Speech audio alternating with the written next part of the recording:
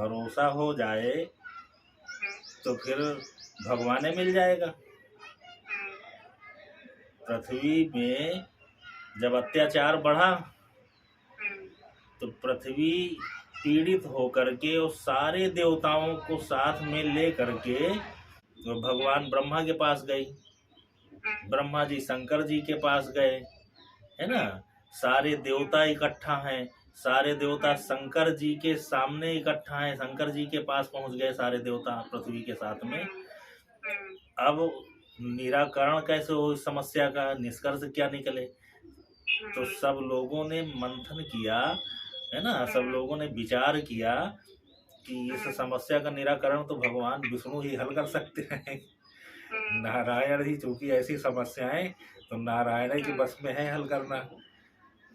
तब सबको बड़ा जो है, पृथ्वी भी सोचने लगी कि अब नारायण कहाँ मिलेंगे, सारे देवता सोचने लगे कि नारायण कहाँ मिलेंगे, है ना। अब कोई कह रहा है कि क्षीर सागर चलो, क्षीर सागर में होंगे, कोई कह रहा है बैकुंठ चलो, बैकुंठ में होंगे। कोई कह रहा है साकेत धाम चलो, कोई माने जिसने जहाँ भगवान की प्राप्ति की होगी, जिसको जहाँ पर भगवान महसूस होंगे तो वो उस जगह की बात कर रहा है। इसमें कोई झूठ नहीं बोल रहा, कोई गलत नहीं कह रहा है कि नहीं वो बैकुंठ में होंगे कि क्षीर सागर में होंगे।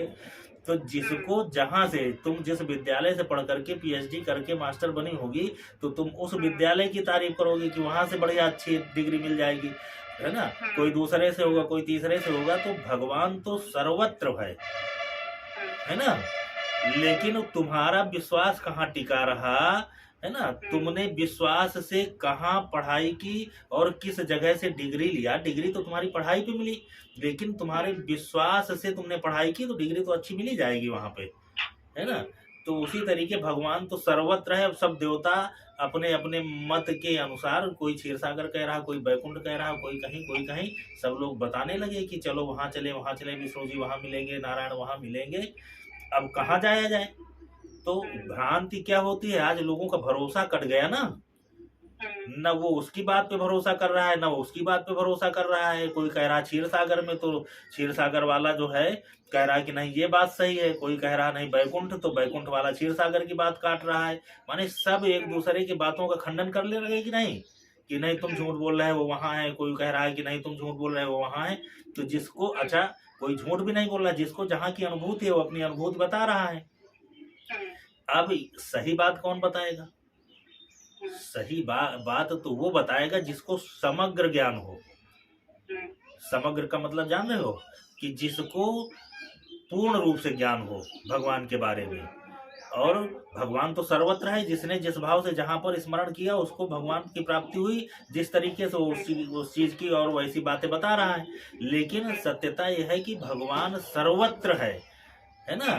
तो भगवान पार्वती जी ने पूछा कि भगवान शंकर, ये शंकर जी पार्वती जी को एक कथा बता रहे हैं जो हम तुमको बता रहे हैं। तो माता पार्वती ने पूछा कि प्रभु आप तो महागुरु हो, सदगुरु हो, और सदगुरु के रहते हुए भी ये भ्रांतियां देवताओं में कैसे आ गई? आपको इसका निराकरण करना चाहिए।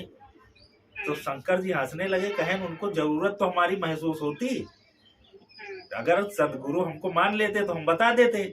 लेकिन वो अपने अपने मंतव्य रख रहे हैं, अपनी अपनी बात रख रहे हैं, एक दूसरे का खंडन कर रहे हैं। कोई कह रहा है जमीन चपटी है, कोई कह रहा है जमीन गोल है। अब इसका निराकरण कौन करे? एक कह रहा गोल है, एक कह रहा चपटी है। वो दोनों तीसरे आदमी के पास पहुंचे।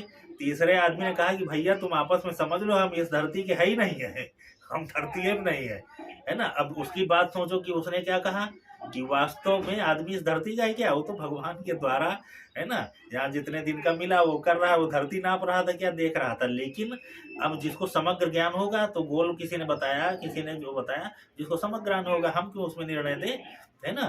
तो उसी तरीके अगर जिसको जरूरत होगी तो फिर बताएंगे कि नहीं धरती वास्तव में गोल ही होती है, इतना तो हमको भी पता है ना। लेकिन कोई पूछे, अगर आदर से पूछे, है ना, और जिज्ञासा अपनी शांति करने के लिए, केवल भ्रांति के लिए ना पूछे कि वो जो है अपने आप को ज्ञानी मान करके अपनी बात सिद्ध करने के लिए, अपनी शंका समाधान करने के लिए पूछे तो बताया जाए कि हाँ धरती गोल है। तो उसी तरीके शंकर जी को पता तो है, लेकिन शंकर जी ने कहा कि उन्होंने हमसे पूछा नहीं, है ना, तो हम उसमें क्या बता दें, इनका भरोसा नहीं है। है ना, कि कोई अपनी बात पे माने अपनी अपनी बात पे सब टिके हैं, और उस ज्ञान किसी को पूर्ण ज्ञान है नहीं।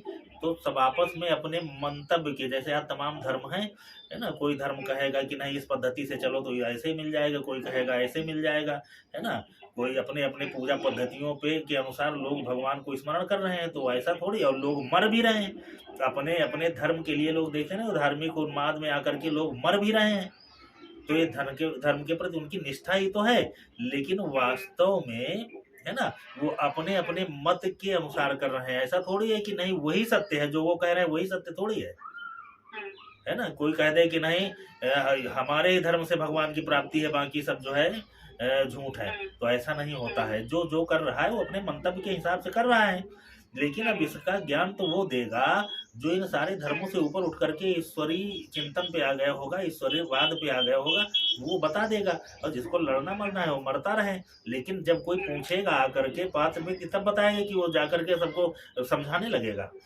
तो भगवान शंकर भी केवल इनकी बातें सुन रहे हैं।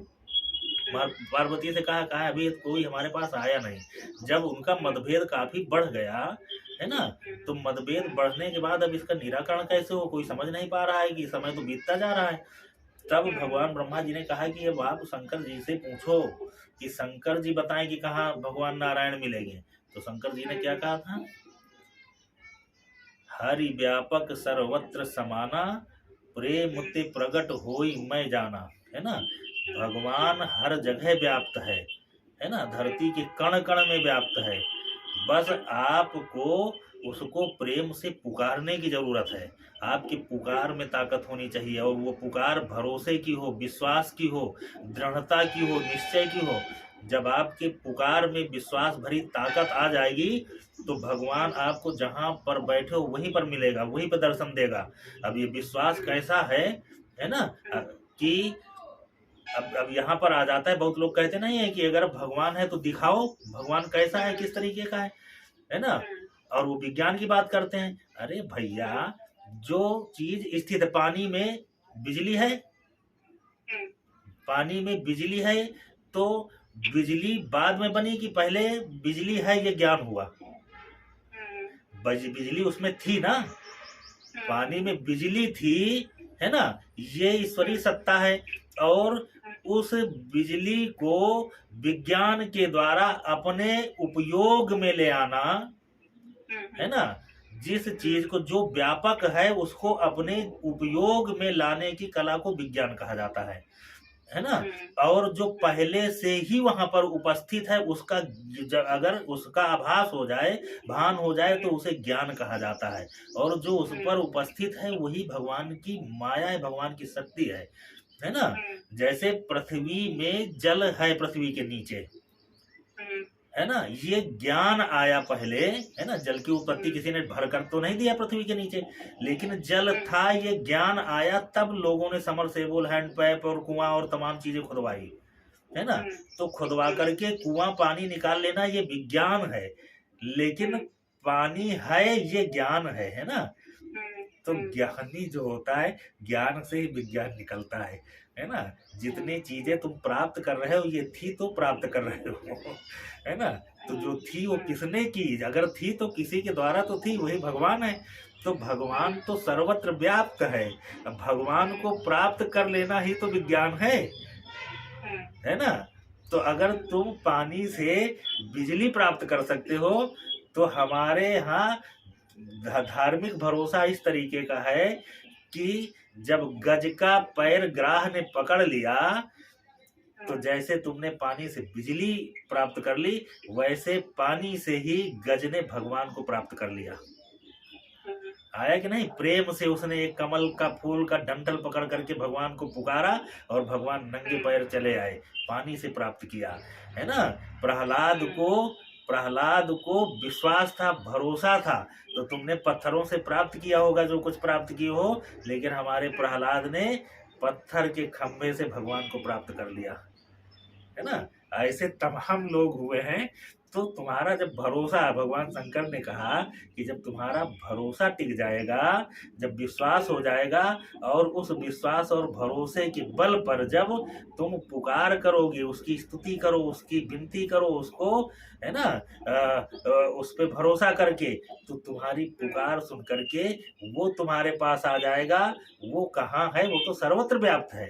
लेकिन तुम जब तक भाव नहीं बनाओगे, जब तक प्रेम नहीं पैदा होगा, तो तुम उसको नहीं जान पाओगे। इसलिए उसको ढूंढने के चक्कर में न पड़ो, है ना। ब्रह्मयु न जानाति इति अज्ञेया, है ना। उसको जानने के लिए केवल एक है कि आप भरोसे से उसकी स्तुति और विनती करो, उसको पुकारो, केवल उसका नाम पुकारो। अब वो कोई भी नाम हो, अनंत नाम है ना। अनंत तरीके हैं पुकारने के, अनंत श्लोक हैं, अनंत मंत्र हैं, अनंत विधियां हैं। जिस विधि से बने, किसी भी विधि से पुकारो, किसी भी विधि से भगवान पे भरोसा करके उसको पुकार लो। वो जब पुकारोगे तो तुम्हारी पुकार सुन करके वो दौड़ करके आ जाएगा। हरि व्यापक सर्वत्र समाना, प्रेम ते प्रगट होई मैं जाना। तुम पुकारो, वो आएगा, तुमको जाने की जरूरत नहीं है। तो भगवान हर जगह है। पहले आप भरोसा पैदा करो। आज लोगों का भरोसा ही खत्म हुआ है। भाई को भाई पे भरोसा नहीं है, पति को पत्नी पे भरोसा नहीं है, पत्नी को पति पे भरोसा नहीं है ना। पड़ोसी को पड़ोसी पे भरोसा नहीं है। किसी का भरोसा नहीं टिक रहा है ना। तो बिना भरोसे के जब संबंध नहीं चल सकता, तो भगवान से संबंध कैसे जोड़ लोगे तुम बिना भरोसे के? जब बिना भरोसे के यहाँ के संबंध टूट जाते हैं, तो वहां का संबंध कैसे जोड़ लोगे उस परमात्मा से? तो अपने विश्वास को बना करके, उस पर भरोसा करके उसको पुकारो, स्मरण करो, वो तुम्हारे पास आ जाएगा। लेकिन भरोसा होना चाहिए। भवानी शंकरौ बंदे श्रद्धा विश्वास रूपिणौ। श्रद्धा और विश्वास के साथ उसको माथा नवाओ और उसको पुकारना शुरू करो।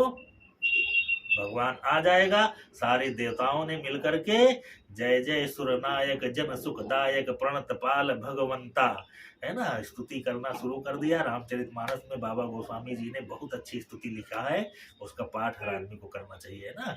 ये सारे देवताओं ने जब भगवान की पुकार की, तो भगवान वहीं पर प्रकट हो गए और पृथ्वी माता को कहा कि इसके पहले भी, चूंकि कोई भी कारण पहले बन जाता है, किसी कार्य, जब कोई कार्य होता है तो उसका कारण पहले से निर्धारित हो जाता है। तो उधर मनु और शत्रुपा ने पहले से ही वर मांग लिया था भगवान नारायण से कि पुत्र रूप में प्रकट हो। तो नारायण ने आकर के बताया माता पृथ्वी को कि अब वो वरदान जो मनु शत्रुपा को दिया गया था वो चरितार्थ होना है। अयोध्या में राजा दशरथ के रूप में मनु और शत्रुपा ही उनके रानियों के, दशरथ के रानियों के रूप में मनु और शत्रुपा ही हैं। तो हमारा अनशन सहित लहौ उतारा अपने अंशों, चूंकि रावण का बहुत बड़ा कुनबा था, बहुत बड़ा परिवार था, है ना। तो रावण से के सामने भगवान ने भी कहा कि जैसे रावण ने अपना बढ़ाया, तो उसी तरीके मैं भी अपने पूरे परिवार अनशन सहित लहौ उतारा, अपने सारे अंशों के सहित उनके यहाँ करके अवतरित होगा और तुम्हारी इस भार का हरण करूंगा, है ना। विप्रधेनु सुर संतीत लीन मनुज अवतार। भगवान मनुज के रूप में आ गए। और मनुज के रूप में ही क्यों आए? क्योंकि जब दानवता बढ़ती है, तो दानवता को केवल मानवता से ही मारा जा सकता है और कोई दूसरा उपाय नहीं है। इसलिए भगवान मनुज रूप में आकर के और मानवता की सर्वश्रेष्ठ सीमा स्थापित कर दी। मानवता के सर्वश्रेष्ठ सीमा के प्रवर्तक भगवान प्रभु श्री राम है। पुरुषोत्तम, मर्यादा पुरुषोत्तम श्री राम है, जो मानवता के प्रतीक है ना। रामो विग्रहवान धर्मा, उन्होंने धर्म की स्थापना कर दी और अधर्म का प्रतीक बने रावणी संस्कृति का नाश कर दिया।